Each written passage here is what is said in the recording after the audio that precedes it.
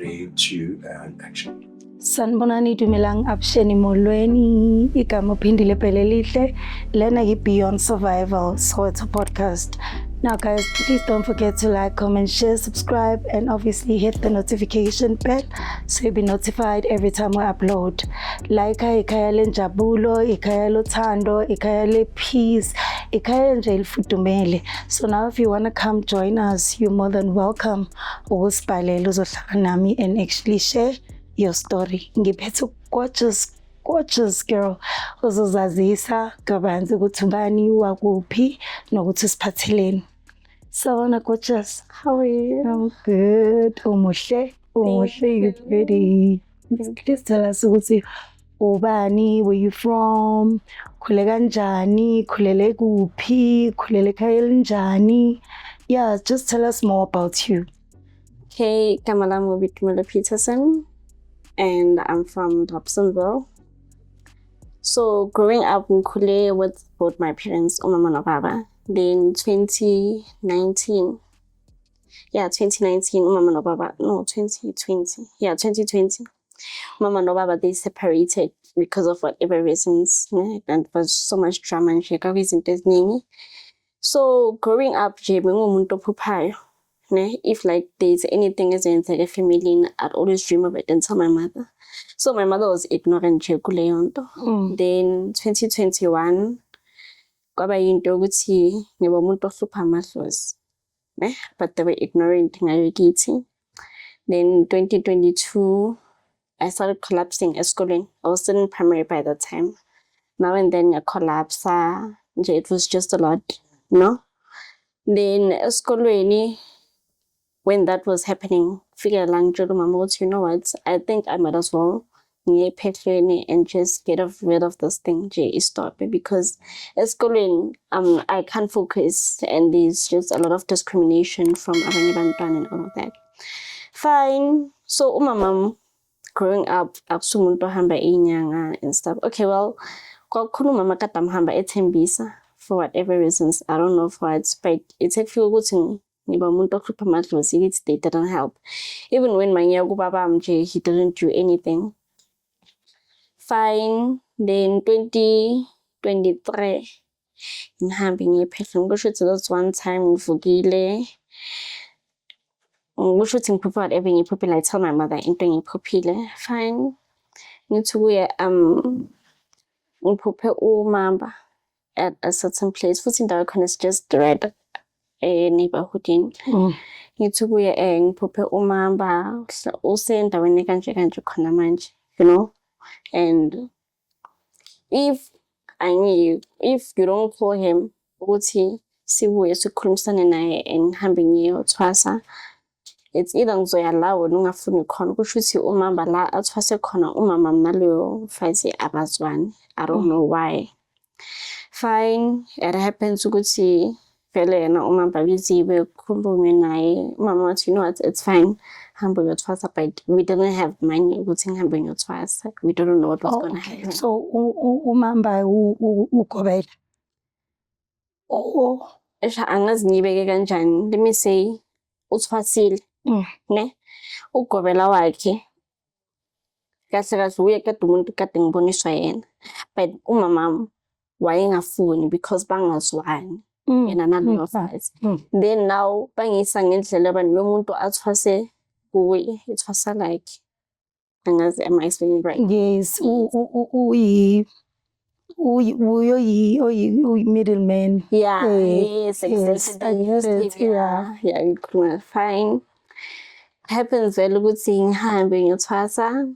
Mangena, okay, my mom was it seemed like she was supportive. Okay, until I met this guy, he was 42 at that time. Fine, kusuka lapho, he said game kulisa. Then I denied, you know. Oh, kushuthi ithe aqeda usho kanjalo, he said to me, I think the following day, ethi game usikablela baba, ngikitse ngowena. Ubaba manje umamncane wakhe.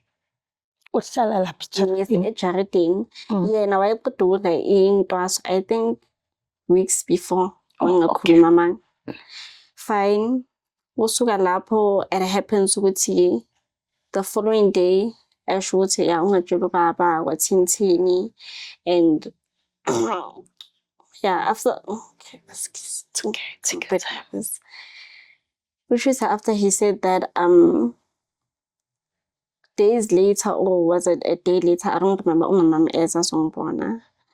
And she says to me, oh, eza nje azongibona ukuthi is everything okay? How's everything going? You know, zonke lezo zinto nje sixoxa, it's all normal. Naye ngimtshelana because uThabiso also said don't tell anyone kahle kahle, not specifically ubaba, mama. He said don't tell anyone. Fine. A month later, umamam ethi kimi ucela ukuthi ngiphume ePhehlweni because she doesn't have money and ubuya emntwini loyo muntu uthe akumelanga ngithwase, anginaso isipho sokuthwasa, kumele ngiye eBoporofiteni kwaThini. Fine, ngithi kumamam, okay, so if I leave lana, what's gonna happen? Ara ke tla isa go ena motho. And I'm like to her, no, never get like because I sat for almost 2 years in going through into A1 nangidumbi nyawo ngangicollapse esikolweni nje zonke lezo zinto and we didn't do anything nanoma siya kubaba. When I went to my dad, you didn't even bother yourself talking to him ukuthi kumele kwenziweni. Fine, ethi game, okay, since well you're saying that otli bona ga go gotswa yang.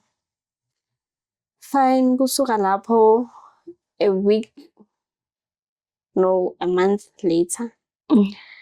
No, isikhathi masilibele sikusho ukuthi a week later uGobela wami abuye, she was not around at that time. Lelo week when that thing happened, uGobela wami wayehambile aye eNatal.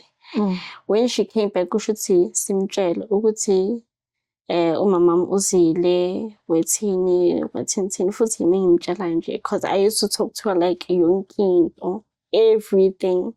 Ngimtshela ukuthi okay umamam wayezile, she said 1 2 3. Angibuza ukuthi manje uqabanga ukwenza kanjani. Ngithi you know what, I'm not leaving, ngizohlala ngiqede. And then naye angibuza ukuthi manje imali yokuthwasa kuzoyenziwa kanjani. Ngithi I don't know, but I'm not leaving because so long la I'm better than the time ngisekhaya ngoba ngigcine sengihlezi ngingasaphinde ngiye esikoleni. Fine, kusuka lapho a month later uThabiso ethi game because mama hawa hayikeni and she's saying she doesn't have money, I'll help you ne ngezinto zokuthwasa, like whatever that you need I'll be here for you. Fine, kwenzakaleni manje uGobela doesn't know ukuthi uThabiso uthini kwa my mom ukuthi mangiqeda ukufika what Thabiso said. Fine, kusuka lapho it happens ukuthi this one time kusho ukuthi sashaya ibhodlo. Shaya ibhodlo kusho ukuthi mina ngiyeqala endombeni. Besiyi-3 sashaya ibhodlo. Ngiyeqala endombeni ngiyobeka ibhodlo. When I came back kusho ukuthi uThabiso angilandela. Angibamba because mashaya ibhodlo we are half naked. Siqoka igate kuphela and then iqathuwe nala phezulu kasigcoki. Angibamba amabele. Then I pushed him away. He tried kissing me ngiyamphusha.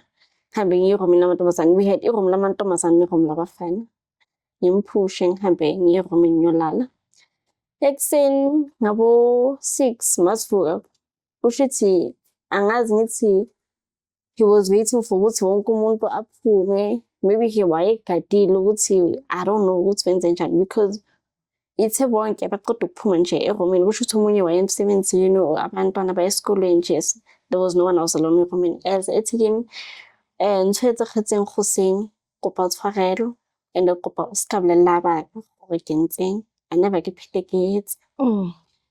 Fine, uvele ngiphume kuyo ngam nje nayo into efika engqondweni at that time I'm just young nje ngislim, I know nothing, you know. Fine, kusuka lapho sorry, kusuka lapho a month later, okay, kube umuntu ongenzela like I mentioned ukuthi he was doing everything for me, ngithengela impahla, those few things nje, ukudla, ma-contribute uthola ukuthi khona into ethengwayo uyozongikhipela imali wenziwani nje, he goes all out.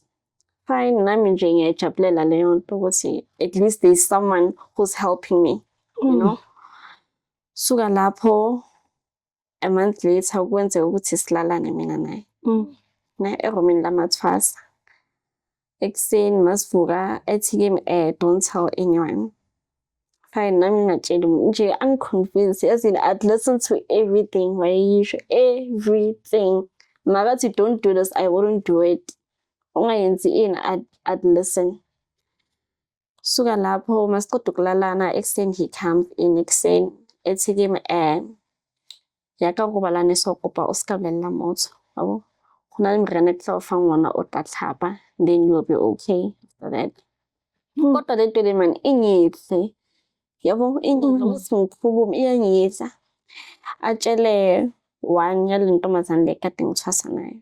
At that time sasiyi-2 abantu bangakadli intwaso. Amtshela ukuthi yo mina no Nitumelo silalene ngathi kusho ukuthi umtshele the whole story what I don't know. Silalene, it was a Friday ntatha. Well, Saturday ntatha. Ekuseni sasilungisa siya emgidini. It was on a Saturday. Sahamba masifika lapha kanti une-girlfriend. Mina kusho ukuthi I knew, okay, I didn't know ukuthi girlfriend. I thought mhlambe angazi abangani or what, like ngangayithathele ekhanda because nanoma phuma athi umkhapha eqhatshe ukhapha ukuthi ahambise umntwana wathini. I thought nje just friends, so I don't think of it. Nanoma bebajona nje ngayingangihle or anything. Fine, Saturday ebusuku silibele silapha emgidini, I meet the girlfriend. Also him onake Tabising Guatintinje, he introduces me to her and it's like and they came at last table. So too. The girl, she's older than me. She was 26, I don't know, 25, 26 in Pamazan. 15, he's 42 or 43, somewhere there. Fine, Busuga Lapo Masbuya, Sibuye ebusuku ngo-11 sifike. Usually makuba isebusuku sasinokuhlala nje sonke mina naye. Whether ngiyapheka othi ngenza ini, like he was always here. Ngiyapheka, ngiyaklina, uye wayengibonisa nje futhi ukupheka ngifike ngingakwazi ukwenza next day phela ngangikhona ukupheka, like nothing. So uye nje wayengifundisa most of the things ukuthi ini yenziwa kanje, ini kanje. Fine, so nje mina naye sigcine sesiba close. Because even mina abanye abantwana mabaya esikolweni laba abanye baya emsebenzini ngangisala naye. It's only the two, and sometimes wayenokubuya nje akhulume izinto eziphuma endleleni. Futhi that's one time ngitshela uGabanya ukuthi yo before sizolalana tshela uGabanya athi yo baba yazi uThabiso manginaye sometimes unokukhuluma izinto eziphuma endleleni ezinye izinto nje azange ngisho ukuthi I didn't mention. Baba ngibuza ukuthi ukhuluma ngithi yo baba yo vele ngisho kanjalo nje siphume kuyo. Ambize kanti akekho abuye am-address uThabiso same day eze kimi ngale romela amantombazane ethi kimi obuleletse baba gore nna ke bua ntho tse tseno go tsena umleletse gore ngithi ngakamlela a kopo ska mlela never ke phete. After indaba zemigidi Sunday ntambama nje I got sick. Lale even Monday ngangilele abuye angithengele ngangiphathwa ama-period pain, I think angisazi nekhanda. Angithengele i-Grandpa nani angisakhumbuli, I think ne-Dispring othina angisazi ngiphuze nje. Kodwa ukuphuza ngibuye ngipete ngithi hayi mhlambe ngipete. Fine, kudlule a month later futhi before mina noThabiso sizolana nokuthi sometimes ngoba esebusuku akugo ngale eromeni labafana ngifike ngihlala naye. Obviously sijwayele ukuhlala sonke, so even ntambama we do the same thing, but nothing would happen until sizosilalana. Kanti kusho ukuthi a month later I move out eJarden. Kusho ukuthi ahamba yoqasha khona just around. Makalibela angalapho it happens ukuthi this one time ngangihlezi eromeni lamantombazane nomntana kababa umdala nje, she's 25 I think. Shuthi masisahlezi it was bhema isneif. Kodwa ukubhema isneif so endlebeni zami isiZulu ngangingasazi kahle because nje ngangisasemotion you know, yeah. Bhema isneif kodwa ukubhema isneif endlebeni ngizwe hlambulula constantly nje lelo msindo fine. Ngiye kubaba ngifike kubaba ngithi Thokoza baba ngicela ukubuza yini ukuhlambuluka. Then angibuza ukuthi why ngimbuza. Ngimtshela ukuthi yo baba yazi ngilibele ngisokomile lamathwasa mengibhema isnefi. Cause ithi ngiqeda ukubhema isnefi ngizwa lelo gama endlebeni regularly. Fine ethi kimi ubaba kusuka khona into oyenzile and now kumele ukhulume ukuthi yini. So in my head i-one ifike ukuthi yo this happened yabo, and immediately ithi aqeda ukusho kanjalo mina I'm thinking to la ngizama ukucabanga ukuthi yo ngakhuluma manga ngithini, I don't want to talk. Uthi kimi ngakhuluma. And he would sometimes give me threats ethi awangikabuya kahle lokuxabana nje izinto ezinjalo. Okay, shuthi ethi ke hamba kancane then uzophinda ubuye umtshela hamba ucabanga ukuthi yini wrong okuyenzile ubuye uzongitshela. Vele ngiphume ngiye eromini lamathwasa fike ngihlale, but iyangichisa le ndaba leyo ukuthi khuluma hambe ngiye kubaba ngibuyele. Mangifika vele ngale romini ngimthola sisomdala ugogo no tana omunye okay umntana lo abantwana laba bethu ahlezi nabo abaka sis bakhe separate mothers both bashonile. Ngimthola anabo mangene ekamereni kusho ukuthi mekatshela yena ugogo. Kusho ukuthi mangena I found her atshela ugogo ukuthi kwenzakaleni because mangena ethi now yabo engibuze ethi Slenda kwenzakaleni Bhubezi futhi Bhubezi kwenzakaleni. Ngithi yo baba athi tshela ugogo sonke isito khuluma yonke into ukuthi kwenza. Ngimtshela ukuthi yo gogo njengoba ngilibele ngisiza nabe ngale romini mangilibele ngibhema isnefi constantly endlebeni zami ngizwa igama lithi hlambuluka. Ugogo naye baba ethi kuye mchazela ukuthi lelo gama lisho ukuthini esho. Engibuza ukuthi khuluma what happened, kodwa angangigcinize nje akhulume kahle. Khuluma what happened yabo. Ngithi yo baba athi khuluma ngiyasaba ukukhuluma athi khuluma. Ngithi yo baba yimi noThabiso ngivele ngisho kanje yimi noThabiso athi kwenzakaleni. Ngingafuni ukukhuluma nje ngigxanye ngithatha isikhathi futhi nokuthi ngikhulume. Engibuza ukuthi kwenzakaleni. Ngithi yo baba uThabiso ngifake iminwe ngaphansi etoilet ukhulume amanga ngelanga. Ngithi last week, yeah I said last week, angisazi nje ngibe ngiyabuya ngiconfuse amalanga. Khuluma amalanga ayi-2 ahlukile. I was panicking. Khuluma kusho ukuthi amalanga ayi-2 ahlukile. Ngithi ngelanga elikanje la kanje nakanje this and that's what happened. Kodwa ngithi ungifake iminwe athi if wayekufake iminwe ilozi mawunyeke lithi lihlambuluka malisho mawusuka lithi hamba uyosihlambuluka usuka unculisa idlozi and ufuna ukugeziwa. You have to ukuthi ugeze ngabe ndlaleni. Khuluma what happened. Ngithi yo baba angathi nilalene ngithule. Ethi ukhuluma angeke usukwenze next kumele uhambe uyogeze ngabe kwenzakele. Athi nilalene. Ngithi Thokoza athi nilalene. Ngithi Thokoza baba athi okay. After some time ethi kumele sifunele umama wakho ke simtshele ngoba angeke sihlale ngemfihlo ekanje. After all there is nothing I can do. Yes, there is something I can do. Yeah. Okay, see, we're going to whatever that has to be done, but umama wakho has to know. Yabo? Okay, vele ngicela ugogo ukuthi ngicela ukufonela umama. Ngimfonele mama ukuphi esho ukuthi angingumngane wami kuphi. Ngithi ngicela uzwe khona into eyenzakele and it's an emergency. Vele umama ezegijima makafika kusho ukuthi ugobela wami akasambriefile. Makafika ufikele endlini mina ngisoromini lamathwasa ngaphandle namantombazane. Ubaba ambriefe ukuthi this and that's what happened. Umama mvele mekeza ngale romini ujunukile nje uyambona nasebusweni ukuthi uzwile ukuthi kwenzakaleni. Ngiphume mangifika endlini athi buwa khotsa yabo. Ngithi baba mina ngisaba ukumtshela ngicela wena umtshele. Vele ubaba amtshela ukuthi Thabiso ulele nomntana wakho. Vele washo kanjalo Thabiso ulele nomntana wakho. Thabiso vele angene. Makangena bembuza ukuthi Thabiso kwenzakaleni kuwe noSlenda yabo. Thabiso nje naye angakwazi ukuphendula. bebuze mina, what happened?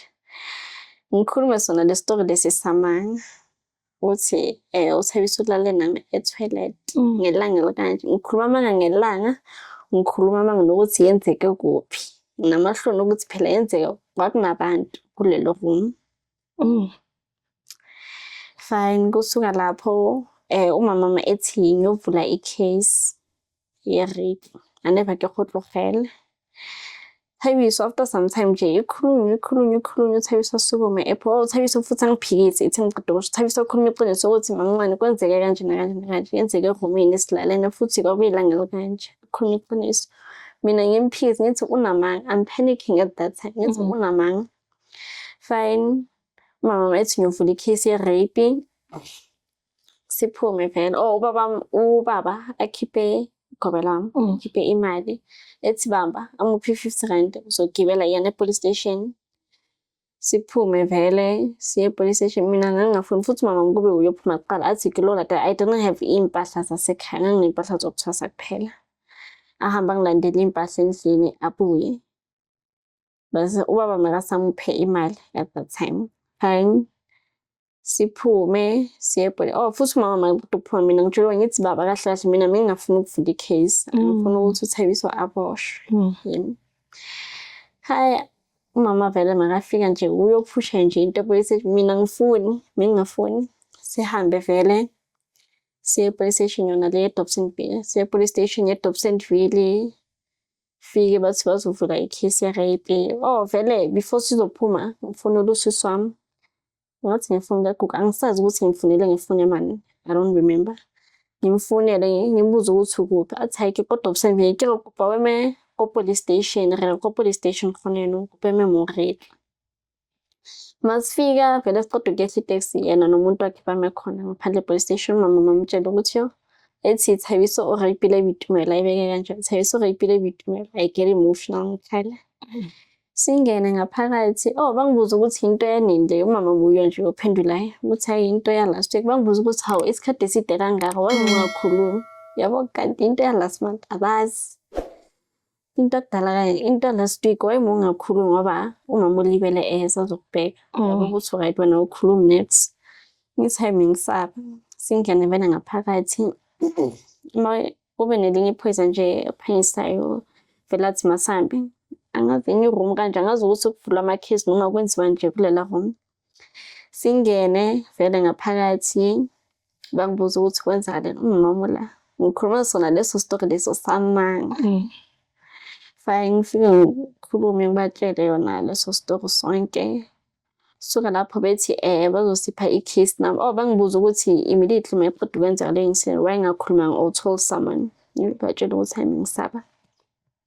Fine kusuka lapho masibuyela endlini it was already ngoba 10. Sifike endlini ku late. Umama kusho ukuthi afike angishiye. Sihlezi nje isikhathinyana umama no baba wami bebalibele bakhuluma ngayo yona nje le ndaba le. Following day mokumela amaphoyisa bezile bahambe bayongichecka pregnancy test HIV in none. Fine azange befike ngivuke kuseni ngiyageza ngazilungisa they didn't come. Suka lapho what happened? Kusho ukuthi masahlezi. uThabiso didn't azange asabuye that day. Even the following day kwaba umuntu nje osa-African sengilethe the following day nje iviki lidlulile ngesi. Nje ekhaya it was just awkward. Khona la kade ngithwasa khona. It was just awkward nje. It's nje akukho mnandi nje at all.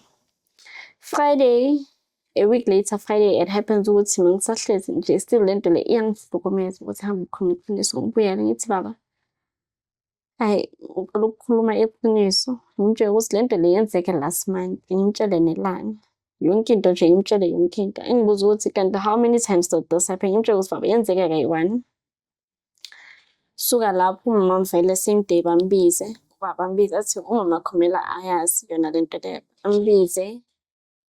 No, even actually before that, during the week, usisi wami, no, ngikhulume Friday, Saturday, Sunday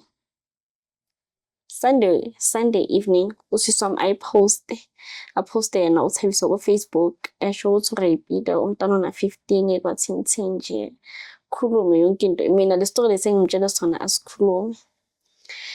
Kusuka lapho nje ibe worse, into enze nje ukuthi yonke into ibe worse kungabi mnandi ya.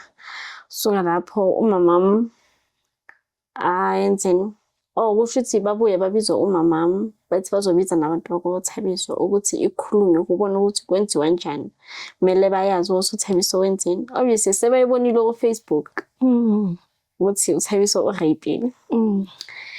Fine, kusuka lapho umamami eze on a Tuesday nabantu bakubo uThabiso beze bafika babuza ukuthi hawu kanti what happened, ubani umntwana oreyipiwe. Ubaba esho ukuthi kulo mntwana lo oreyipiwe. Besho nje ikhulunywe ukuthi okay, njengoba usisi wakhe ayipostile kumele kwenze njani because lento le makumele ikhulunywe amongst us first ukuthi kuzoyenziwa njani. Okay, kusho ukuthi before abantu bakubo uThabiso bafika ugobela wami uthe kumamami umamami adimande i-50,000 kuThabiso. Once indaba ye-case angazi ukuthi izoqhubekwa angazi ngendaba ye-case ukuthi i-agreement ngokuyini ngoba amaphoyisa ngithatha ngeza. Kodwa ugobela wami I remember when makazi ukuthi kumamami mele adimande i-50,000. Okay, kusuka lapho abantu bakoThabiso vele mabafika umama makhuluma yona lento uzofuna 50,000. Mama wayeze nomngane wakhe nje wakhona ngale. Babatshela ukuthi bafuna yona leyo 50,000. Kube yisivumelano ukuthi kuzoyenziwa kanjalo. uThabiso was not there mangikhumbula kahle. Okay, it happens ukuthi a week later, I think, a week later kusho ukuthi uThabiso eze. Fike ekuseni ngabo-9 futhi bengisathi ngiyaklina endlini. Ngibulisa vele angene ekamereni kubaba. Fike akhuluma naye nje ambulise. Ubaba ngibuza ukuthi uThabiso kubulisile nikhuluma ngithi cha baba. Ungivule kuphela. Yabo? Okay. Kwenzakaleni? Abuye ambiza ambuza ukuthi uThabiso yena wenzeni ngoba yena wayengafuni ukuvula i-case. Umama wakhe wayephindezela ukuthi i-case ivuliwe. Sorry. Umama wakhe wayephindezela ukuthi i-case ivuliwe yena wenzeni. Yabo? Futhi angaphenduli nje. Angisazi ukuthi uphendule wathini. Okay. A month later uThabiso eze. Lento le futhi ngikhulume ngoNovember. Mina mangizokhuluma it was November. Weeks later ngamanga it was not a month later. Weeks later uThabiso eze khona la ngithwasa khona eze. Figure because after the incident happened azange sisakhuluma mina noThabiso ukuthi ngikhulume ama-police station abantu bakubi. uThabiso eze makafika fika angithengele ama-pads, cosmetic kahle. Uthengele i-cosmetic nama-Doritos amakhulu nama-sweet nje a few things. Yabo? Esho ukuthi uyapholisa. That will never happen. Ukuthi ngixolele and akayithandanga into yokuthi ngikhuluma amanga. Kodwa uyabonga ngoba ngibe ngiyabuya ngaya kubaba ngiyomtshela iqiniso. Okay. It was then December sahamba saya eMnambithi nogobela wami nabantwana bakhe nabezukulu bethu. Sihambe siye eMnambithi. Kusho ukuthi eMnambithi kukwandoda yakhe. Kuhlala nendoda kwandoda yakhe umkhulu. Sihlezi khona a full month. Masesemnambithi mina noThabiso mesakhuluma no-phone call. Sebenzisa ifoni yomuntu ogadile eMnambithi, which is naye lo muntu lo hlezi lapha yithwasa lakababa. Ngangisebenzisa ifoni yakhe ukukhuluma noThabiso. Thabiso would call nje ebusuku emini nje throughout the whole day wayewumuntu ofunayo right udlile. Nje sasikhuluma nje si-right futhi sasikhohliwe nokuthi nje kube kwabuya kwaba namaphoyisa nani. Ubaba masosondela i-Christmas eMnambithi. Makafika kusho ukuthi ubaba ubaba masifika laphaya first week yaka December ufike wasidropha bese wabuya khona ngapha. Then a month no maso approacha i-Christmas ubaba eze. I think ngaba my 20 or 19 somewhere lapho. Ubaba eze mnambithi. Shuthi uThabiso afone ubaba makasakhona akazi ukuthi ubaba ukhona afone makafone ethi kanti ifone why ikuwe ngicela ukukhuluma noBitumelo yabo. Ubaba mbuza ukuthi umthengele ifone ufuna kanjani ifone yomuntu and now and then wena umuntu ofonayo kanti wayenza kanjalo yabo. Ngoba sikutshelile ukuthi uphume kuBitumelo. Fine nje bakhulume. Then January masisibuyela khona ngapha Gauteng masisibuya.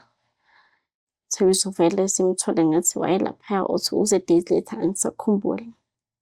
Yonke into nje ibe normal futhi masasemnambithi ngimtshela ubaba ukuthi yo baba yazi ukukhuluma noThabiso mina ngiyakhuluma naye nje ngoba nje vele sihlangene khona lana ephehlweni kodwa nje anginayo imizwa for yena at all nanoma ngikhuluma naye nje I feel nothing. uThabiso after all he's old yabo. January masase ngapha ithi siceda ukubuya ngibuye ngikhulume le nto kubaba angisesasikhuluma ngani.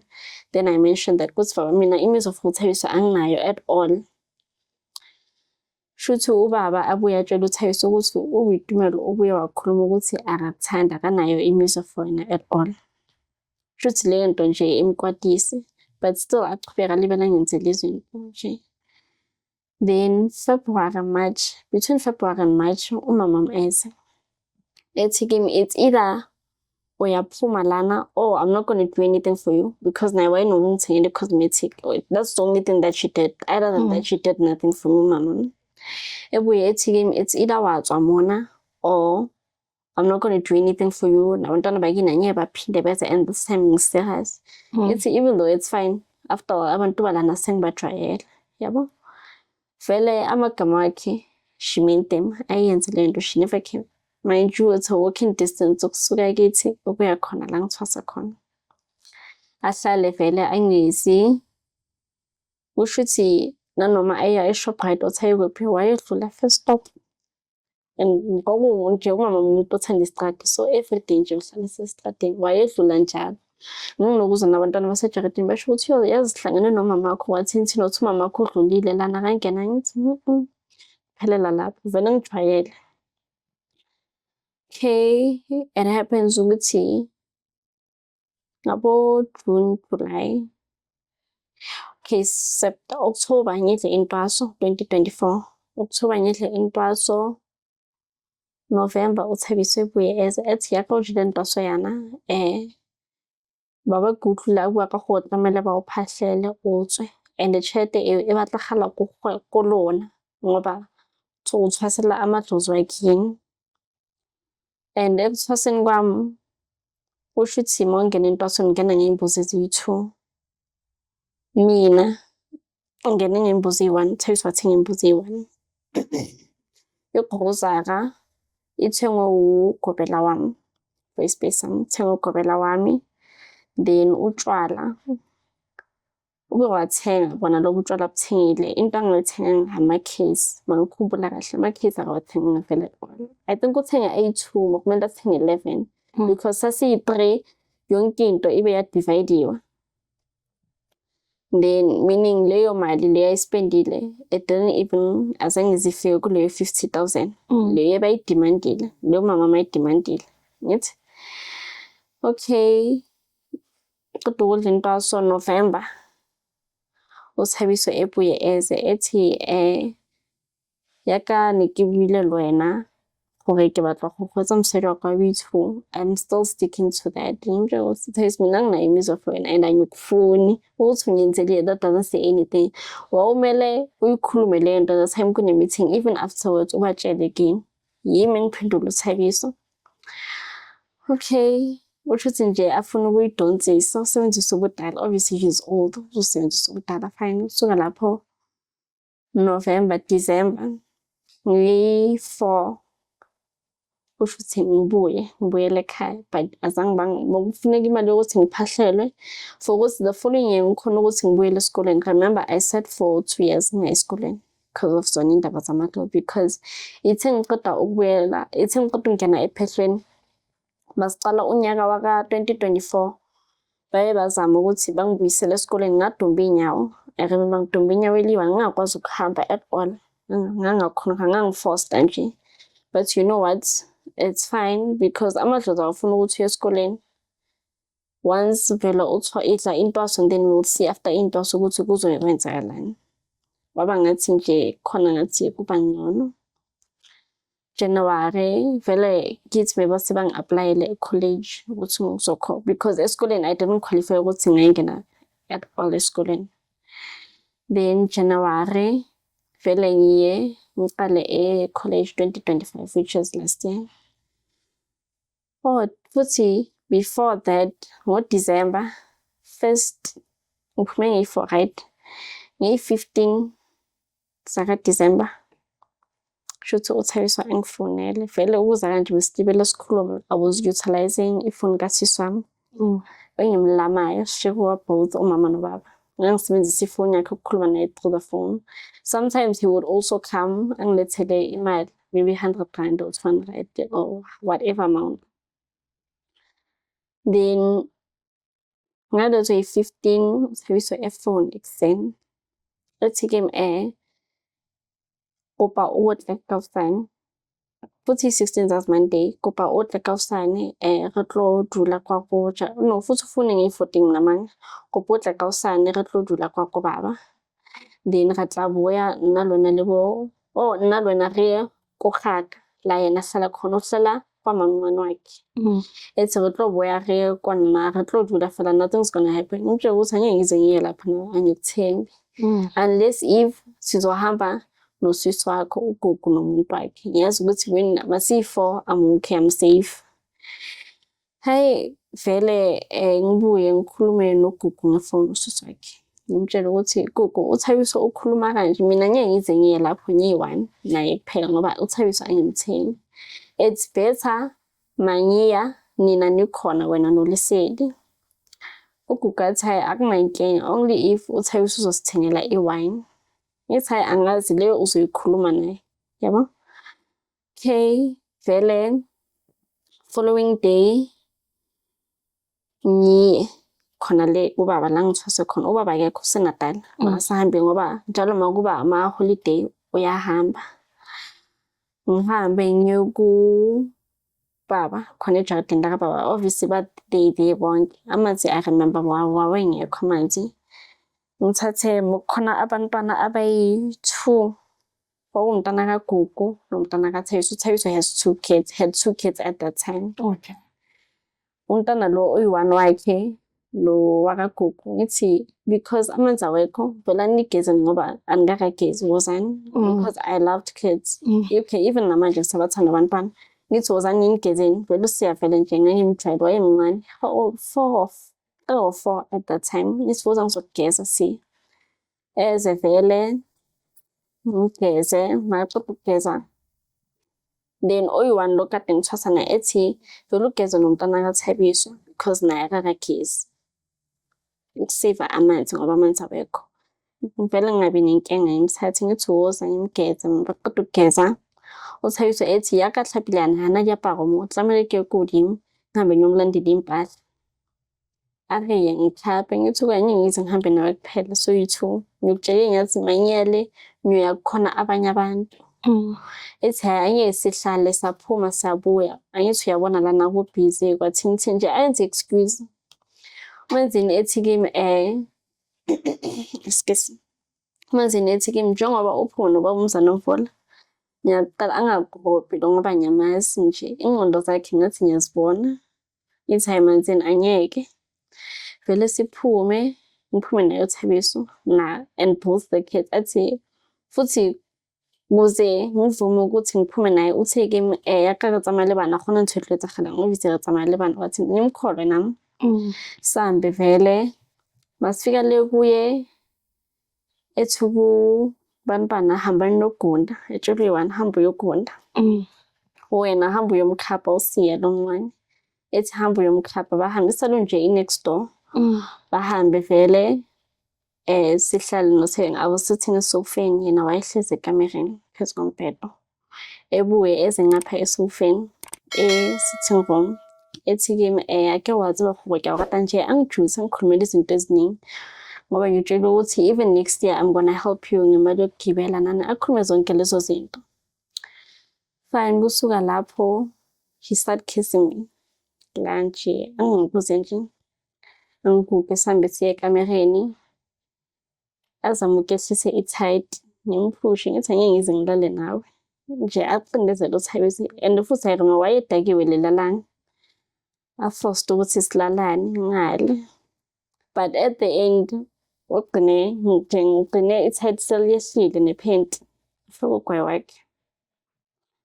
Silalane ngithi vele because already sekafekile ugwayi wakhe, it's fine, we might as well sesilalane. Uvume silalane vele. Sesiqeda ukulalana kusho ukuthi abantwana beze bakokode emnyango. Ngitshe ukuthi abantwana bayakokode emnyango.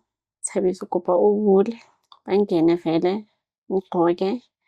Ngithi kuye ke batla utsamaya ngisafuna ukuhlala la. Siphume vele siye kubaba mengishiye ijezi into engifakile kahle kahle mengeke ngene futhi kubaba. Masifika kubaba ngithathe ijezi ngiphume. Bebakhona bonke. Bona abantu esibashiyile bebakhona bonke. Ngifike ngithathe ijezi ngiphume. Then late that night ngibuye ngifonela uThabiso. Ngibuye ngangazizwe kahle, angazi ngivele ngicabanga ukuthi what if ngimithe, angikaze ngibe pregnant. I don't know anything about pregnancy, but ngibuye ngicabanga ukuthi yo what if ngimithe. Ngibuye ngifonela uThabiso. Ngimbhaze wayengiphe itoteto, I remember itoteto encane. Same day ngizama ukuthi ngimenzele ama-please call angarespond. Then uresponda I think after an hour or 45 minutes somewhere lapha abuye ngifonele. Ethi kimi Nore ngibona di-please call tsa gago o batla go re logobala ko godimo. Yabo tla bo logobala nje ukuthi angeke ngize ngiye lapho Thabiso. Sorry. Nami I don't recall ukuthi mangimenza ama-please call mengiwayenza futhi I don't recall. Okay, kusuka lapho what happened? Kusho ukuthi uThabiso eze ngimtshela ukuthi ugubha othi yabo. Sibulele sogoba mona and kusho ukuthi isipara sami khona ifoni kade khona yayingasebenzi kodwa yayifuna ukulungiswa i-screen. Umuntu wayezoyikhanda wayefuna i-R100. Ngifonela that was the reason why ngifonela uThabiso vele eze. Makafika kusho ukuthi isipara sami afika amtshela kuyo Bitumelo o tlotla ka phone ya ka a tlo qala sekolo foneng ka tjena wa. So because there's still time, you might as well umlungisela le phone lena. Abuzo Thabiso e tlo batla bokae esho ukuthi R100. Sihambe vele siyele kubaba ejaredeni. Masifika khona ayikhiphele R100 sibuyele emuva. Afike ephe usiku athi otla tsama uluyilukise at least otla bana le phone. Suka lapho the following day shuthi ebusuku angilalanga the whole night ngangimongoza. Ngangidizzy nokuba dizzy ngingena namandla ngangimongoza. Ngathi what if I'm pregnant? Ibuye futhi what if ngimithe? Ngibuye ngifonela uThabiso the following day. No, futhi uyofonela mina kuqala azange ngimfonele at all. Ngifonele emini ngabo 2 or 3 efone engibuza ukuthi alright ulele kanjani, usele kanjani izolo, yabo? Akukhona phone. Sele kanjani izolo ngimtshela ukuthi right, yabo? Okay, kusho ukuthi maqeda ukugqoka ufone asestradeni makasemakhuleni. Maqeda ukugqoba abuyele ejaredeni. Uhlezi bona nalabantu laba engimshiye nabo izolo. Ngimfonele mina back ngimbuza ukuthi Thabiso. Futhi mangifona for the first call azange ayiphendule. The second call azange ayiphendule. The third call naye azange ayiphendule. Kufone usisi wakhe umntana wentomazane ugogo. Efone ethi Slender siyazi ukuthi kuwe noThabiso kwenzakaleni izolo. uThabiso phela ubhuti wami, ayikho into angangitsheli yona. Siyazi ukuthi ulele noThabiso, yikho izolo mawufika la azange uhlale, vele wangena waphuma ubaleka. That's her saying that to me. And ufila kanjani ngoba njengoba ulele noThabiso izolo, uThabiso unomuntu wakhe khona manje. How do you feel? Yabo, ungasaphinde ufonele uThabiso, kube ukuthi ulagcina namhlanje umfonele and uphume kuThabiso. Fine, kusuka lapho ngivele ngathi hayi okay sisigugu akunankinga ngoba ukuthi i-call iya-enda. Suka lapho nje azange ngiphatheke kahle, ngibuye ngingakhulumi naye uThabiso. Ukudlule I think 3 or 4 days singakhulumi. After leyo 3 or 4 days abuye angifonela, right soloko ugugu akufonela esho kanje, bengitshelile ukuthi ugugu uthe kuwe ungawari mina nawe sizoba right nje, akhuluma izinto eziningi yabo. Okay, abuye ethi kimi no, abuye angibuza ukuthi Christmas utloyijela kae njengoba i-Christmas iza. Ngimtshela ukuthi hayi akitsebe for go tloetswa yang nomuntu. Then umama wami I don't remember wayehamba ayekuphi, then usisi wami wayehamba nomuntu wakhe wethi kimi re tla sala se re tsamaya kaofela re ya ko Lefering. Sahamba vele sayodlala khona i-Christmas, then sibuye I think the following day. Leyo Christmas leyo night ngibuye mina ngafonela uThabiso, sabuya sakhuluma nje kancane kwaba ukuthi kuphelela lapho. Angisazi, I think ngeyi-26 or 7 zaleyo December sibuye saxabana sekwenzakaleni, I don't recall. Ngoba ngiyakhumbula sibuye sangakhulumi for days. Sibuye sakhuluma ngabo my 2 or 3 zaka January. Efona ethi kimi ke a tseba gore o nkwatetse and ya go nkwatetse yana baba o teng, mara o fitla ko baba o ska mlella gore ke nne ke go boleletseng, or else I never e sheba gale gentle. Okay, vele I think 2 days later or the following day ngiyo baba. Fika ku baba vele ngena ukuthi uThabiso naye umuntu wakhe baqeda ukungena khona ku baba. Ngifika ngigoqe sikhulume nje nobaba, angibuza ukuthi hawu ngizwile bethi mole phezulu and ugugu wena naye nibuye naxabana. Ngitsho ukuthi hayi baba asixabananga, ubuye wethi and uThabiso kwakuye ongifunele kuqala. Kube ukuthi nje ivaleka kanje azange ngisakhuluma. Ebuye ethi kimi what if ngimithi njengoba kwenzeka kanje ngoba mina ngilibele ngidla ibhovu. Okay, kusuka lapho weeks later usho ukuthi kubuye kwaba oyi-1 yalaba kade ngithwasana wayenza umsebenzi wokuphuma, wayehlala eThembisa. Wayenza umsebenzi wokuphuma, sahamba saya khona eThembisa. Masibuya kusho ukuthi masilibele siseThembisa, sasiye Friday Saturday, then sibuye Saturday ntambama. Saturday emini kusho ukuthi uThabiso wayeze ne-girlfriend yakhe, ibuye yalokho ukuthi kwakwenzakaleni, I don't know ukuthi kwakwenzakalani ngaye, kodwa nje ubuye walokha.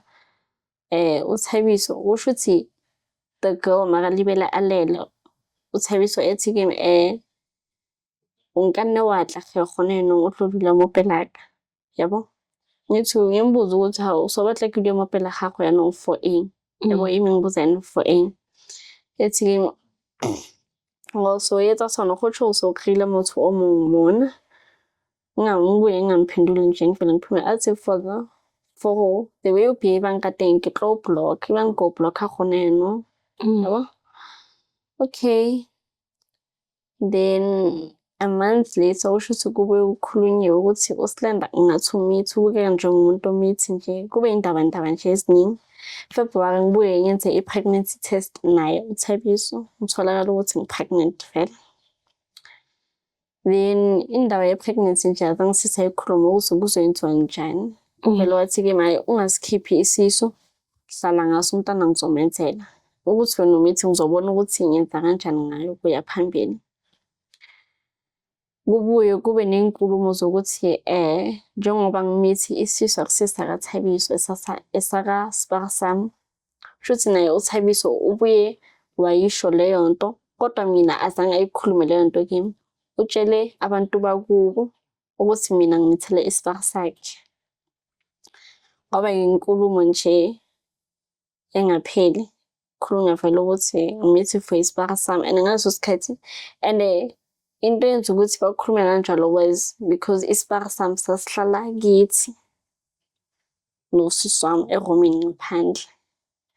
And that time ngithwasa nje kwakukhona iy'nkulumo ngaleyo nto ukuthi ubuye alale nathi kwathini, not kubo but umuntu wangaphandle obewabuya waza ngaleyo ndaba from la ngithwasa khona ukuthi ngangilala nesibaru sami. Fine, kusuka lapho uThabiso usho ukuthi ubewabuya wathi ethi akuqeda ukukhuluma ukuthi ngimithele isibaru sakhe, washo ukuthi yena lesisu lesi akasazi. Kodwa mina kimi uthe isisu is kept and he'll maintain the child. Kimi nje waye-right, wayengakhulumi nje izinto eziphume endleleni. Then February shuthi ingene vele kwakunalezo y'nkulumo after yona indaba ye-pregnancy test, kwaba yiMarch. April kusho ukuthi ubuye waxabana ne-girlfriend yakhe ukuthi kwakwenzakaleni angazi. Ilapho ngathi uba right khona. Now and then uyeza, he checks up on me nje, he seemed supportive. Washo ukuthi hayi ngwana kuhlamba ukukhulisa, mina nawe singazwana wathini. At that time nje still imizwa nganginginayo, I don't know why, but imizwa I didn't have for him, I didn't have feelings for him. Until ngabo June, July lapho ngathi my feelings aba strong, because now and then nginokuya ngiyolala kuye yena la sihlala khona, naye uyeza ukuzwana sukuba khona. Then July shuthi, well ngo-June, end of June, this one time shuthi ngilele kuye on a Friday, Saturday ethi uyahamba uya e-stadium, ahambe makabuya. Ushuthi makabuya, he didn't call, azange akhulume next nje, okuthulekile, which is something unusual. Ngiyathi hayi ngizomthayela, ethi ngafoni, ethi ngayenzi lutho. We were okay at that time. Ethi ngafoni, ethi ngimthayele. Late that day, eze ngithi futhi wayethi uya e-stadium bese uya emshadweni, so ngingaze asemshadweni. Ungishiye kuye, makahamba ekuseni, kushuthi ngikhile ngihamba ngesikhiya ngaya ngaso kithi. Engifonele ntambama ethi kimi ngabo-7, ngifonela ethi ketla ke tlo nka sikhiya mara khotlhagile funeral kubo mama umntanakhe wokuqala. Gogo akushonile, uyosho kanjalo kimi, gogo umntanami ushonile manje kumele ngiye ngiyosapota umntanami. Ungabi nenkinga nje ngivele ngiphume kuyo, afike vele athathe isikhiya aphuma ahambe. Usually nanoma angathi uya kwi-emergency kanjani, he would sit sihlale sixoxe nje, wayehlala wayengafika athathe isikhiya bese aphuma ahambe. He has never done that. So ngisale ngizibuza imibuzo ukuthi lo muntu lo, he didn't call the whole day, ufikile wahamba akahlalanga nje, nothing, vele wathatha isikhiya waphuma ahamba. So ngiqale ngibe suspicious ukuthi hayi, what if unomuntu or something, phela manje singakhweleza. Ngibuye ngishintsha amapijama ngiphume, I'm pregnant at that time. Ngibuye ngikhumula amapijama ngiphume ngiye la ahlala khona. Mangifika ngimthole ane-girlfriend le athe kimi bahlukene yena naye. Ngibuye ngimthole anaye khona le kuye, ngimbuza ukuthi hawu, and then yabo ngingali nje, just ngivele ngabakhala ngathi and then bathi kimi hawu, wena obatlang mo, uyobuza mina, wena obatlang mo. Nje ukuthuleke. Then ngibuye ngithathe isikhiya. So no, before that ushuthi ebuye anginaki at all, wayebhizi nje nentombazane, bakhuluma ethi uyaphuma uyothenga amabhiya nje, akhulume nentombazane. Ngithi kuye kupapayela ihlapho siphume siye ngaphandle siyokhuluma, yabo. Ethi kimi angeke ngiphume ngiye ngaphandle, yini okumele siyikhulume ngaphandle singakwazi ukuyikhuluma phambi kwa-girl. Okay, ngithi kuye, ebuye ngiyabona ukuthi uyangiziba ukhuluma nentombazane akanginaki. Ngibuye ngimlwise, ngimdonse ngejezi, ngilahlela phansi ewe. Masukume ngibuza ukuthi, ethi kimi wa tseba gore mos ke rata Nthabiseng. O yo shwa kanje wa tseba mos gore ke rata Nthabiseng.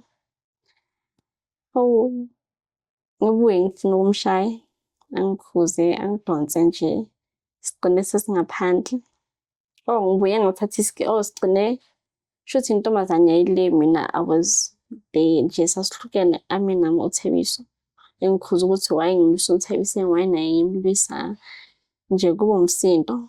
Ngibuye ngithathe isikhiya sakwakhe ngiphume ngihambe. Ebuye ngilandele ngibuza ukuthi wayengihamba ngesikhiya. Ebuye ethi re tla robala re le 3. Ko boleletse ka re ke le rata le le 2 and ke batla Setshepo. Yabo. Fine, kusuka lapho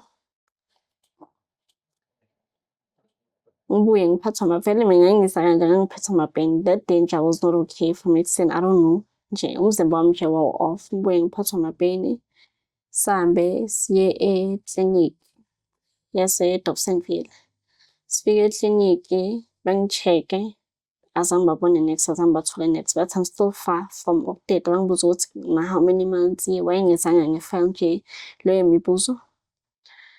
Batshela ukuthi hayi la kade ngikhona ifile ngingayiphethanga. Bangibuza ukuthi yini wawulwa or something. Ngithi hayi lutho, ngiphike nje ngithi azange ngilwe mina, nothing happened. But okay, mangabe kuyenzeka ukuthi uphathwa amapeni ebusuku ubuye wena uze nefile. Masiya e-clinic futhi siya kuyimi, uye and the girlfriend. Masibuyela emuva sifikela kuye vele ngithatha isikhiya, ngibuyisela isikhiya, ngiphume ngihambe. No, isikhiya azange ngisibuyisele since ngisiphatheke nginamanga. Singenile ngathatha ifoni, ngishiya ifoni yakhe, ifoni yami kuye kwakhe. Ngithathe ifoni ngiphume ngihambe. Then kusho ukuthi mangiqeda ukuphuma abuye angilandela ngibuza ukuthi wayengihamba sizolala soyi-3 nje azama ukungi-convince ngiphume kuye. Babuye bangikhaphe, ngangihambela phambili bahambele emuva kwethu. Hambe babuye bajika nje endleleni. Fika endlini, the following day azange afone uthi apologize nothing. The following day emini kube yimi ngimfonelayo ngimbuza ukuthi so ngonyeke vele uzofona kube ngingafonani. Ethi-ke ngizofuna kanjani ngoba ngikhipha uNthabiseng. Uyosho kanjani ngizofuna kanjani kanti ngikhipha uNthabiseng ngiza ngalapho. Yabo. Mina nentombazane futhi we don't live far from each other. Futhi angazi ukuthi uhlalaphi but ngiyazi ukuthi uhlala esitradini sami. Okay, it happens ukuthi kusho ukuthi amkhaphe mina ngisendlini. Amkhaphe. Uzele. No, he didn't come, I think. Mangikhumbula kahle azange eze at all. Futhi ngikhaphile waya la ayakhona. Ngiphume ntambama ngabo 6, I think. Ngiphume ngabo 6. Ngihambe ngiye la hlala khona. Akhiwa ngesikhiya skini phela. Ngihambe ngiye la hlala khona. Ngifika ngihlale. Ngifuna ngimtshela ukuthi mama wena kopa otle. Fika ngabo 8 wayesemiddlelands yena wayesho. Ngithi usemiddlelands kubo. Ngimbuza ukuthi how into yenzile izolo uyibizani, waye ukukhuluma manje, waye ungangitshela iqiniso ke ukuthi ngiyazi mengenye ukulwisa or anything. Yabo because manje wenza mina isilima. Ebuye athi hayi edlulile leyo nto ungayikhulumi. Yabo masiphume kuyo. Ngilale lapho that day. The following 2 weeks later he did the same thing. Ngilele kuye. Then futhi kulelo viki nje kube ngathi nje uba right. The whole week he was okay nje, wayengenzi izinto ezi-snacks or anything, he was okay. That's right. Nami nje ngaphola ngathi you know what, it happened idlulile. 2 weeks later he did the same thing esikolweni. Nangisesikolweni wangifonela wathi uya emntwini ufuna ukuyohlola nje ngempilo yakhe wathini. Ngithi hayi okay, vele ngabuzi anything nje. Vele ngihlala esikolweni. Emini futhi kuba nento nje ithi ngiye kuye, noma ngiyazi ukuthi kuba nento nje ukuthi ithi ngiye kuye.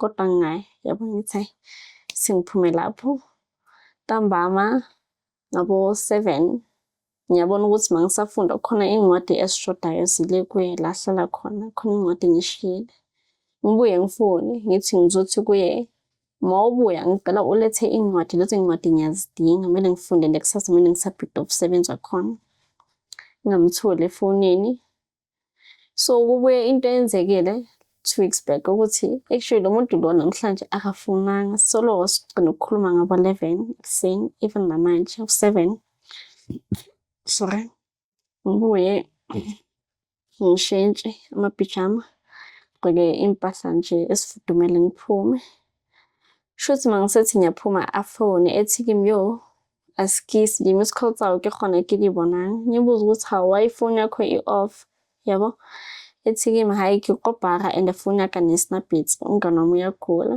ngithi why ngakukhola asayi ayikho into engiyenza ngithi because angikukholi ngiyeza lapho ngiyale wena uhlala khona ufuna ukubona ngempela ukuthi awukho ethi mawungaya sizoxabana yabo akusumuntu okhuluma kanjalo ungasumuntu okhuluma kanjalo ethi mina ngihafa uthi usho kanjalo nyaya ethi ungeyi adrop ifone ngiphume vele engibuza ukuthi mangiza ngiyenzani ngitshela ukuthi hayi ngitshela ngiyathi ngifuna incwadi mos ethi ngicela ungayi ngithi nyoya ufuna ukubona ukuthi ukhona wena uzotshelwa yimi ukuthi ukhona or not khona lapha it's okay ngikhona kodwa nginothayibiseni ngingafuni ukutshela it's okay it's fine mina into engicela incwadi kuphela bese ngibuyele endlini ethi kodwa ngikulungise ngithi ngizoza hambe vele sihlangabezane endleleni futhi moya kuye khona isiganga nje osidlulayo sidenyana nje isiganga sakhona and ebusuku kumnyama kunamalayita kunex so past there sibuye sihlangabezane kuleso siganga yena uza kanje uphethe sona isikhwama sina lezo incwadi and a few things ezami kade ngishiyele kuye sibuye shuthi masibuya kanje mina ngisele emuva uhamba naye bahambela phambili sesiqeda ukuphuma ngesiganga ebuye ezekema ethi mawuza vele wawuzela ngithi ngikutshelile mos ethi kimi uyikhesi nje wena empilweni yami ngimbuza ukuthi hawu usukelile ngikutshelile mos before even indaba zokumithana naye ngiyakutshela ukuthi ngikufoni wathi angifuni ukwazi ngahambe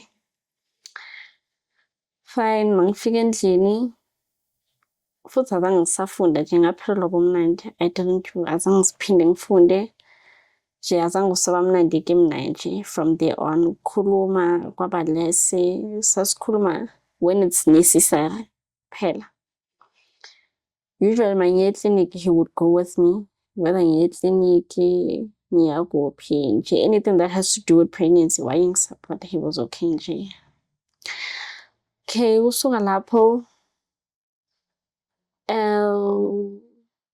about 13 September this incident happened in July September ngibuye ngiphathwa futhi vele nje amapain wayengiphethe nje ukuza nje angiphethe 2 months then September kuze ngiye esibhedlela ngangisengiphuma igazi hambe ngiye Eden Valley esibhedlela ngidedela kuso hambe ngiye Eden Valley vele lelo langa wafona ngabo 11 afona ngibuza ukuthi ukuphi ngithi ayithi ngiphendule ngimtshela ukuthi angisesibhedlela athi siphi ngimtshela ukuthi Eden Valley angibuza ukuthi hawu ufike kanjani kude kanje ngimtshela ukuthi hawu ngiyakutshela mase ukuthi ngizodedela laphi why ungibuza ngakutshela ukuthi angifuni ukudedela ezibhedlela zangapha bobhaka ngimtshela fine ethi kimi hayi kitla bua le abutwaka uyozobuya akulande yabo for i-transport day wathi it's okay akunankinga yabo shuthi ithi ngiqeda ukuteta ngabo tete ebusuku ngabo 8 ngabo 11 khona ngangiphatha ifoni mangithi ngiyabona ama-miss call nabantu bakithi ama-miss call nje engibuza ukuthi hawu kunini ifoni yabo umntana ukuphi ngithi ngathi ngicela ukumbona vele switch ambone umntana manje indaba zokuthi umntana kuso wakhe in nani azisekho umntana uyabona ukuthi ufana nobani then a day later bethi kimi kumele ngihambe ngiyobona ama-social worker yabo before ngiphume esibhedlela. Without that, I'm not gonna leave. Ngihambe vele kusho ukuthi the time ngisahamba clinic besho vele ukuthi kumele ngihambe ama-social worker because angikakabambi 18 and I'm pregnant. Kumele bayenze i-follow up ukuthi umuntu engimithele ungakanani zonke lezo zinto. Vele mangifika ngibuye ngifunele ngimtshele yena uThabiso ukuthi bakwaNatla mina kuzama ikilo bana di-social worker. Ethi-ke and khona intombazane la ukuthi bamthathele umntana ngazi kwenzakalani. Ngoba mangifika khona enye intombazane nje bamthathele umntana. I don't know what was happening. Wayekhala ethi ufuna umntana wakhe. So in my head I'm thinking, what if it's also the same thing with me? Numbers othatha umntana. Ngathi I'm gonna lie. Thabiso ngimfonele ngimtshele everything engicede ukuyibona enzakele. Ethi-ke maye usikababulele buvamakhe. Vele the time ngisahamba eclinic ngatshela umama wakhe because mina naye sasingakhulumi after ukuxabana kwethu. Ngafonela umama wakhe ngamtshela ukuthi ngwani eclinic bethi kimi kumele ngihambe ngiyobona ama-social worker because angikakabambi 18 and I'm pregnant. Fine. And bethe kimi if umuntu engimithele is over 80, is 18 or above uyaboshwa. Sengicede ukutshela u-anti wakhe wethi kimi angazi ukuthi uzoyenza kanjani njengoba injalo, but you might as well lie because uThabiso ubaba umntana wakho. I still have ama-voice note akhona futhi efonini. You might as well lie because uThabiso ubaba umntana wakho to protect umntana nawe ukuthi azobuya azondla umntana. Umntana uzoyenza kanjani ngaye if ubatshela iqiniso.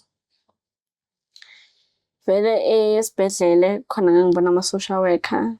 Ngakhuluma ngayo yonke into age supportive. Ngathi nje usupportive una-18. Ngithi una-18 futhi. Ngangina 17 mangizoteta. Ngathi una-18 nje ngakhuluma amanga nje bangikholwa nabo. Kwaba ukuthi-ke bayangi-discharge sengicede ukubona ama-social worker same time. Ngahamba then kusho ukuthi after nge-3 days kwakukhona yanami eclinic sihambisa umntana sahamba nge-3 days.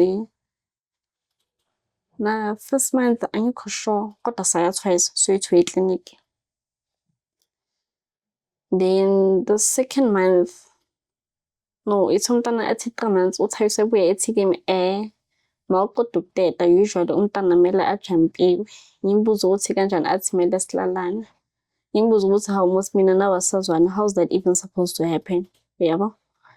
Athi kumele silalane isintu nanoma ungabuza umama wakho uzokutshela. Yabo. And akusuka ukuthi mina nawe asazwana ngikutshele ngathi ubuye uzohlala nami le phezulu nomntwana. Naye nalo muntu lo engihlala naye sizohlala sonke. Ngimtshela ukuthi mina le nto angeke ngize ngiyenze. Yabo. Abuye afoster ngiphume kuye. So usually wayethi makaletha izinto zomntwana, maybe ama-kimbi or whatever nje ayilethayo ngaleso sikhathi. Angithola ngiyi-1 he would force ukulala nami. Of which le nto happened 3 times. And the first time umama wangibuza ngoba wabona umntana ngoba ngangisamncikisa. Umama wangibuza ukuthi hawu Bitumelo mwana witaya yehla nekhanda linjanjani. Wena noThabiso ndalele naye ngithi hayi asilala na ngase ngimtshela. Then shuthi after 3 months, it's after 3 months yomntwana. What happened? When did you, are you still together, Thabiso? When did you guys break up? Maybe you can break that one down. I was also pregnant. Okay. I can say that. Okay, Shuthi, February. Sometimes when he would come, why not December? I mean, I don't know why. I think after 2 weeks, ukuthi lo muntu lo wakhe uyagula usesibhedlela. Okay. That's why wayeza afike ehlala lithi, because he would come at Meaning the other girlfriend. yes, Okay. wayesesibhedlela. he would come, afike sihlale sixoxe ngathi useka right or something, but ngangafuni nje ukubuyelana naye because what he did. Then kanti the girlfriend usesibhedlele January, February ngibuye ngithi futhi makalibele eza. He would sometimes say if ever umntana is maybe if ufuna ukuya somewhere or you're busy and there's no one ongasana nomntana, at any time you can come umlethe umntana, even nasebusuku it's fine. February usho ukuthi ubuye wangabi nefone, beginning of February ubuye wangabi nefone. I don't know what was the reason. So sibuye sahambela ugesi ebusuku, I think ugesi uhamba ebusuku. Ngibuye ngiye ekuseni, obviously umntana kumele ngimenzele umdoko, amaveji, sidinga ugesi for that. He's not far away. Ngithi you know what, to avoid ukuya kuye ithi ngiye kusisi wami khona ngale eDobsonville, ngihambe ngigibele ngiye eDobsonville. Mangifika khona ngifike ngitshela usisi wami watsa ya re tlile yana a rena motlakase and ngwana tlamela etseng gona yone nka nene ngimthengele ibanana then ngayimesha, so he's still okay. Vele umntana ngimphekele edle. After eating ntambama ngimgeze yonke into nje nami ngigeze ngithi ntambama ngihambe ngiye kubaba umntana ngiyoshiya umntana kuye because the following day I had to leave nobabami. We had to go to see a dropping. Ngihambe ngiyokuthabisa kushuthi ngifike ngabo 8. Now I'm thinking mhlawumbe ugesi uzobuya something. Mama esho ukuthi hayi umhlakazo usubuye kami. Mangifika kuThabiso ngifike ngikokode kuvule the girlfriend. uThabiso esondele. Engibuza wahawu wathi kusikhuyana ngimtshela ukuthi ngimtshela ukuthi akanamhlakazi ko phase 2 and kaosane tlamele ke tsamaye and a gona motho tlo sana wa go bosalela ngwana, even if mangathi ngiyamshiya umama uzoyenza kanjani ngomntwana. So ngicela usale naye just for today, then tomorrow as soon as I come back I'll take the child ngihambe naye. Avume ethi kodwa umntana angeke uzumshiye, then you don't sleep here. Ngimtshela ukuthi angeke ngize ngilale la, yabo. Forced uThabiso ukuthi ngilale lapha ngiphume ngishiye umntana nje ngivele ngiphume abuye ngilandele angidonse from estradeni. Sihambe sifike kwakhe endlini lahlahla sikwakhe kuhamba ngumona wakhe. Masifika ethi kimi awuphumi, yabo. Ngimtshela ukuthi mina angeke ngize ngilale la. So manje kuba i-argument ekhiyo ngikule ethi futhi ethi kimi utlo uvule umnyango or atlo qabana. I unlock the door. Manguvula ese from the back engishaya in front of the girlfriend. Angishaye ngimbuza ukuthi ungibisela ukuthi angifuni ukulala la. Ethi kimi utlo kuba la obatla osayidla. Futhi before that ushuthi maqeda ukungidonsa sifike endlini uthe akatsamere kuma kule maybe utlampulela ukuthi le ngikho problem ke yabo. Siphumile saya emakuleni masibuya ethi makalibela ngaphakathi abhadala mina ngiphume ngisheshela ukuya enzani kuyogibela because vele masiphuma mina I'm thinking ngiyogibela ngisala ngiyendlini because at that time ngekho ukuthi ngawalk, anything is possible to happen. Makabhadala mina ngiphume ufise ebuya angilandele wayenesimende enyawo abuye afanda from the back. Ngigijima naye angigijimisi sesiceda ukuvula ngiqandi lapho kuba angidonse ngamandla. Lapho ke sifika khona kuye akhiye unlock the door angidonsa ngishaye. Suka lapho ngimbuza ukuthi kusho ukuthi wena ungibisela ukuthi angifuni ukulala, athi vele uzolala la. Ngimtshela ukuthi angeke ngize ngilale la, abuye angishaye futhi. Ngithathe ifone same time because I had ama-minutes we-CLC and sisomsebenzisi i-CLC. Ngifonele yena ngimtshela ukuthi Thabiso ke mo o fetsa go nshapa and ha batle gore ke tsamaye yaka ke tshile gore ke tlo siya ngwana mo ga o sa ntlamele ke tsamaye. ethi kimi yaanong o batla go reetsang ke go kopa le tleng because akafuni ukuthi ngihambe lo muntu lo yabo. Fine ba-request-e Thabiso abuye avule umnyango aye ngaphandle athi uyobhema. Sibuye silole ukuthi ngifuna ukuphuma, I'm still fasting ukuthi angeke ngize ngilale la, I'm fasting ukuphuma yena akafuni. Ngiphume ngigcine sengiphumile umntwana ngamshiya, ngigcine sengiphumile. I walked ukufikela ngase-Shoprite.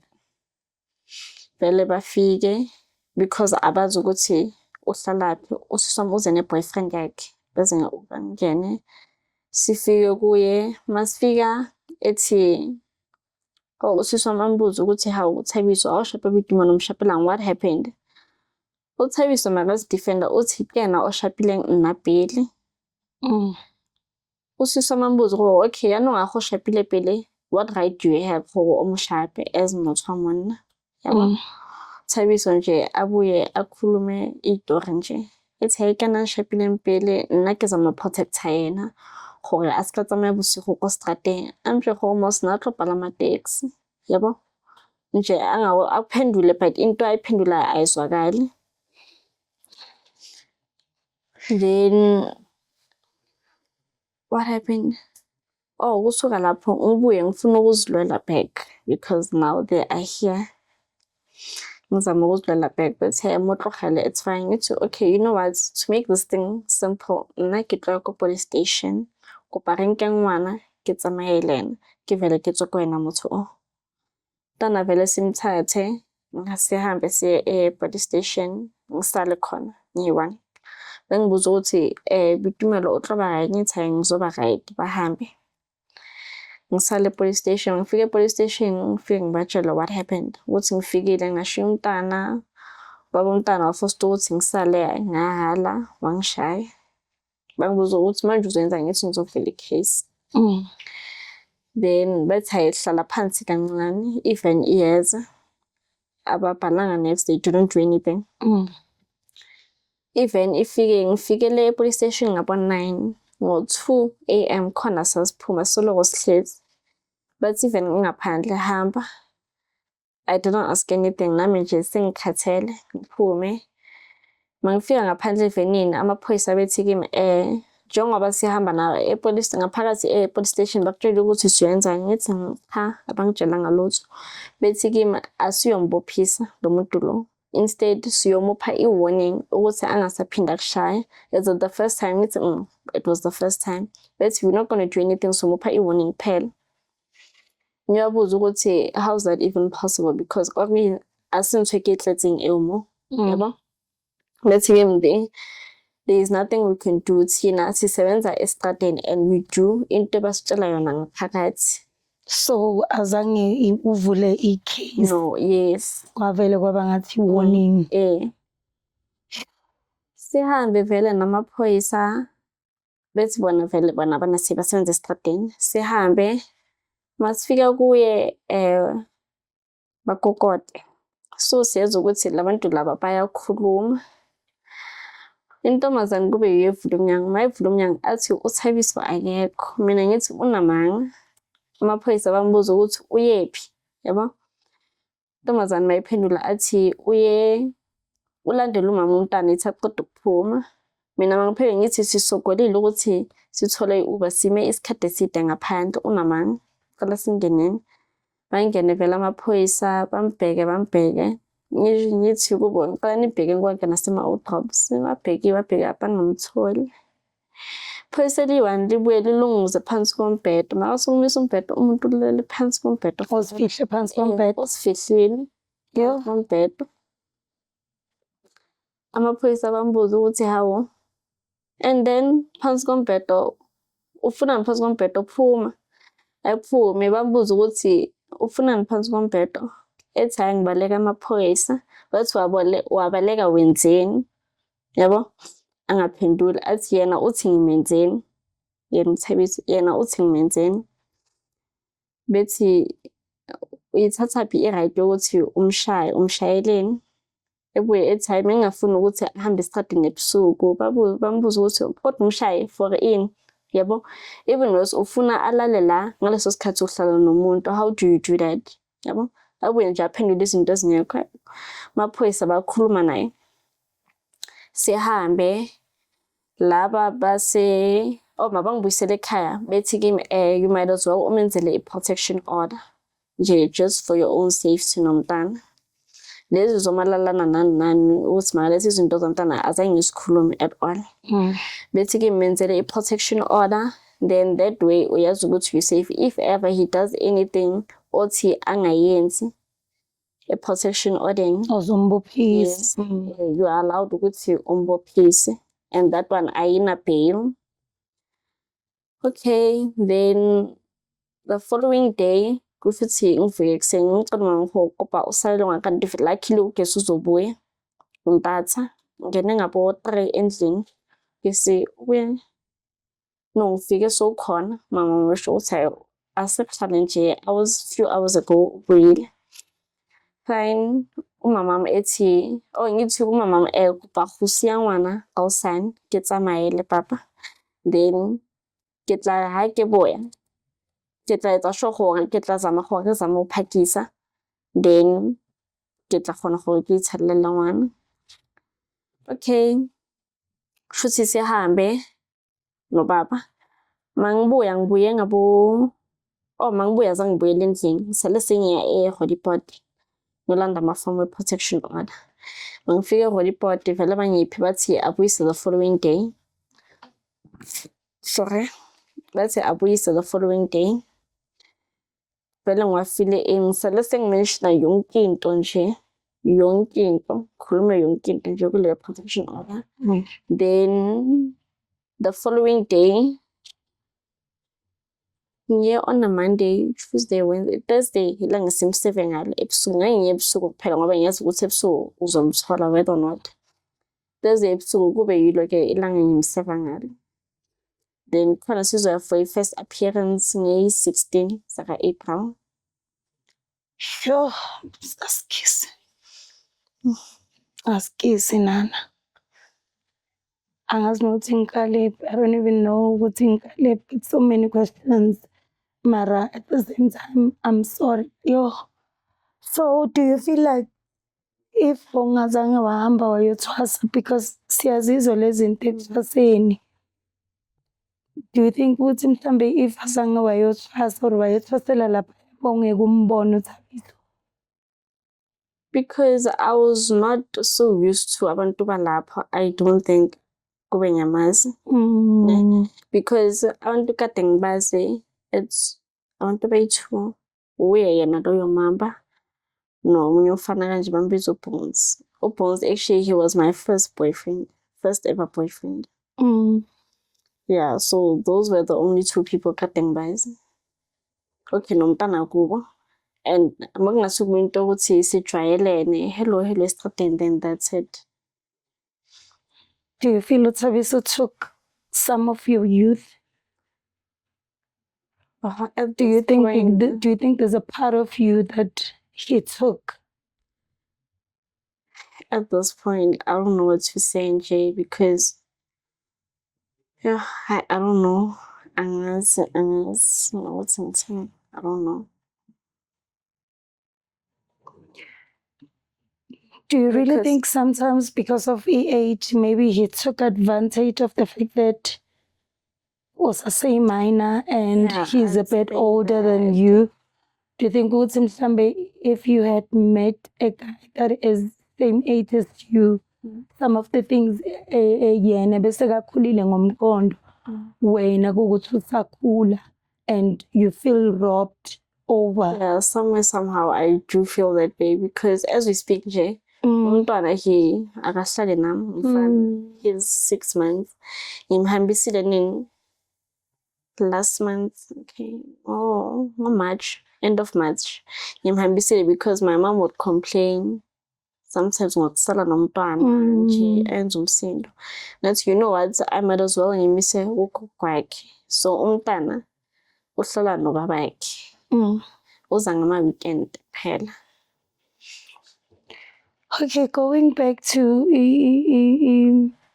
story sakho ongafuna ukutela like your peers, like if you would give them advice yale experience wena odlule kuyo ungabatshelani engakuyenza i-situation le wena odlule kuyo uyivimbe, like if you see ukuthi mhlambe khona into obungayishintsha. That's why I said, do you think ukuthi khona into obungayishintsha if bowuthandane nentanga yakho na? So do you feel ukuthi ikhona i-youth into kumele ukuthi ithathe from a story sakho? At this point, I'd say if ever uhlangana nomuntu omdala akujuthe or say whatever, like tell any adult nje to prevent such things. Or see if ever we also offer to do anything for you, always know that thing will come with a price. I'm talking from experience. And they will always find anything to manipulate the situation. Because yabona eyami 2 minutes ithi an older guy dating a minor usabe intanga zakhe. Because kuwe ukwazi ukucontrola. Yeah. Uyabo? Kanti kuntanga yakhe ingeke azakwazi. So for you ukuthi agcine aba lapha bekhona nawe, I felt ukuthi ufile ipower because he is an adult. Remember, he thinks, I mean, even esibhedlela we're not gonna say if loyo muntu is older than 18 we will get them arrested because that's rape, and it's true, it is rape. Yeah, but at that time I feel what he had already manipulated you and the situation to you feeling guilty or you felt a bit guilty and already brainwashed, and you feel as if you love him, you've got feelings, use manipulating ingqondo, yabo. Whereas if begazi ukuthi intanga zakhe ebengekaza kwazi ukuthi abe ne power engaka, so much so to say it's him. You understand? It's him esinjani somjolo. We understand a pregnancy. You see, you were there to find help. You were not there to find a baby daddy. You were there because of laws. He took advantage of that. He took advantage of the fact that you were there and you were there uzotfasa. What I advise you, mina njengosisi wakho omdala, find help, like feel that inner child that this guy took. Find help, whether counseling, therapy. Find someone to talk to. Call Lama helplines if you feel like you're being overwhelmed. Because remember, you are raising a child while a child yourself. Yabo, overwhelm teen. I can't even imagine ukuthi for when ikangakanani. But find help, find a person you can talk to, and I feel maybe the fact that ngaleso sikhathi you felt ngathi your mom has distanced herself from you. That's why mhlawumbe ugcine wabona uThabiso ayi-safe comfort, angithanda, efuna ukungenzela u-1 no-2. But now for you to heal, I'm glad that you guys are no longer dating. I'm proud of you. Life yakho isayakude with your child, and you can still achieve whatever you want to achieve in this life thingy. So I'm glad for choosing yourself always. Thank you so much for joining us. Don't forget to like, comment, share, and subscribe, and obviously hit the notification bell. Nimshare lebagi to gorgeous wam. I-message nishi thumbs up if need handle episode namhlanje, and I'll